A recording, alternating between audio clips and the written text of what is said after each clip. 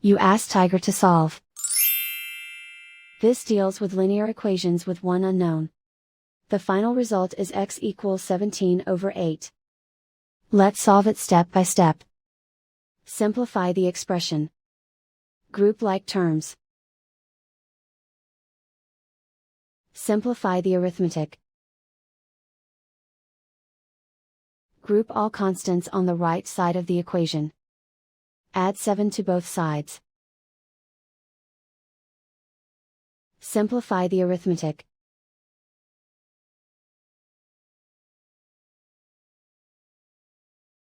Isolate the x.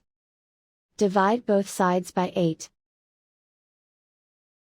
Simplify the fraction. And so the final result is x equals 17/8.